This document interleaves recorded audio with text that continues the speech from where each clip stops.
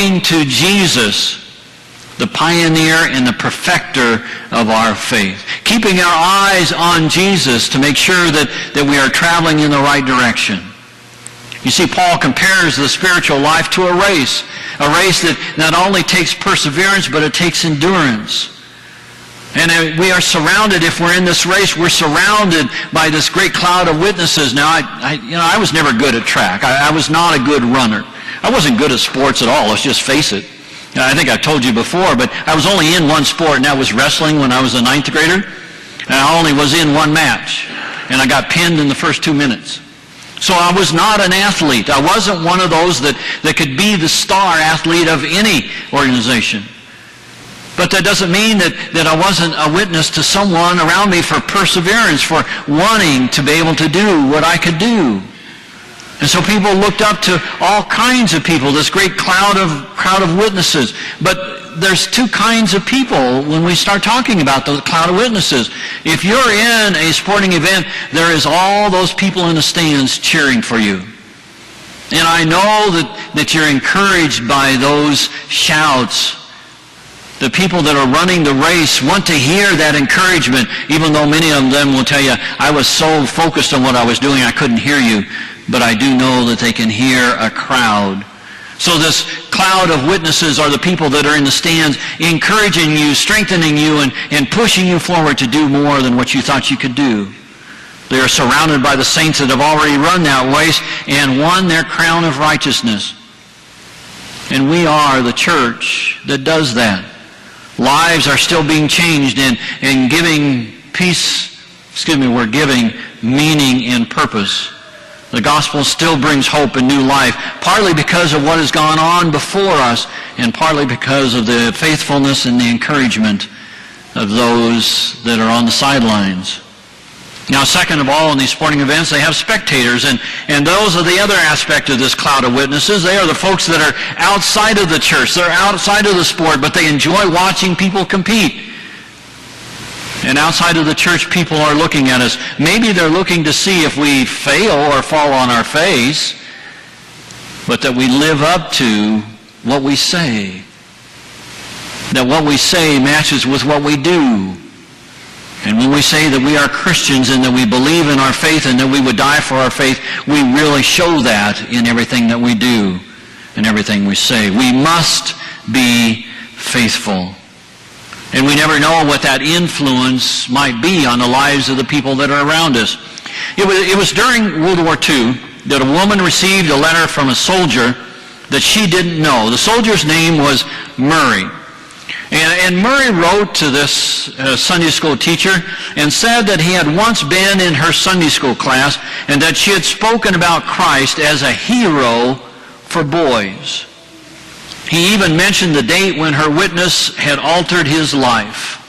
The date that this gal had changed his life. She came home right after she read that letter or she came home. Let me back up a minute. She kept a diary of everything that she did while she was teaching. And so she went back to her diary and she looked up the date that the soldier had given her. And she came home on that, she says in her diary, I came home that Sunday discouraged and thought about giving up teaching Sunday school. The entry read, had an awful time. The boys were so restless. I am not cut out for this kind of thing. I had to take 2 classes together. No one listened. Now, any of you teachers out there, does that sound familiar?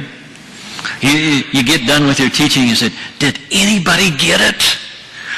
Well, sometimes I do that with adults too. Did anybody get it? She goes on.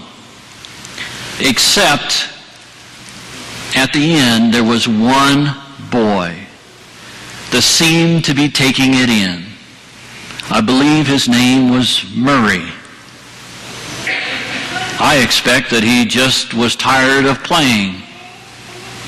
Just as she touched Murray's life, we never know how our lives and faith will influence or touch those that are around us. You see, we need to keep pursuing and with perseverance run this race even more so, because who knows who is watching us and who might be affected by who we are.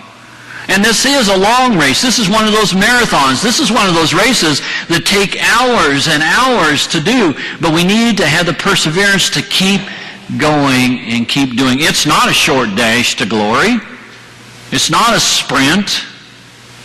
It's this laborious run that goes on and on and on. And we must have the endurance to do that. If we get confused and turn around in our efforts, then our effort counts for nothing. And that's not what Christ is calling us to do.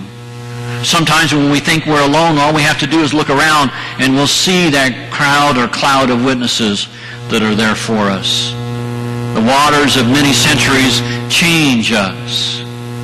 And as we think about what has happened not only in our lives, but in the lives of our church and our community, then we can turn back to those. We can look at those people that have been a part of our lives for so long to make the church an organism that lives and breathes and changes people's lives.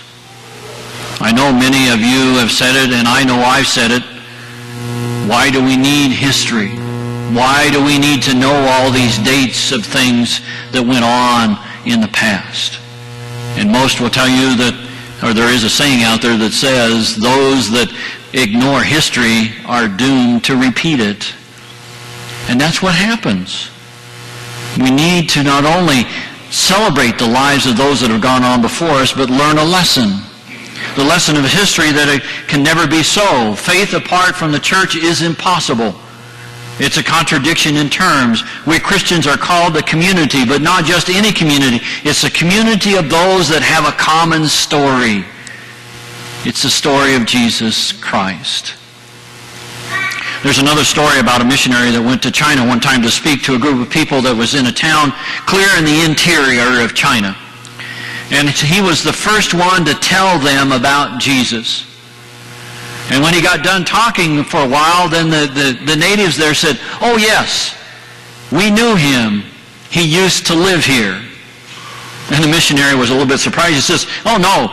He says, "He lived centuries ago in a completely different land." But the natives still insisted. He said, "I have seen Jesus. He lived in this village, and we knew him." And then the crowd led the missionary to the village cemetery and showed him the grave of a medical missionary who had lived, served, healed, and died in that community. Just one more member of the great cloud of witnesses. You see, what we do does make a difference. It does make a difference in the lives of the people that see us and know us. And they need to hear our story. What is your story? What can you tell them about your life and your action and reaction to God in your life that makes a difference in their lives and in the lives of the people that are around us? Across many waters we can see where those that have gone on before us have suffered and died. But yet we are still here. And we are still proclaiming the same message. We, in the company of all of those that are gathered here even this morning, become a part of that cloud of witnesses that start to make a difference in the lives of people around us. That's what the writer was talking about. That we can travel with them on this Christian journey, making a difference in the lives of the people around us. Whether it's sitting with those that have lost loved ones, serving a hot meal to someone that hasn't had one for days, gathering clothing so that children might have a clean set of clothing to go to school in. Or maybe it's just being there when somebody is hurting. Maybe it's as simple as sharing our produce so that people might have that freshness in their lives because they can't get it. All of those things are being a part of the church and what God has called us to be and to do. So let's gather together as a cloud of witnesses and start changing the world. That's what God has called us to do and to be. Would you bow with me in prayer? Gracious God, we truly do look to the cloud of witnesses that are around us, and we need that encouragement and strength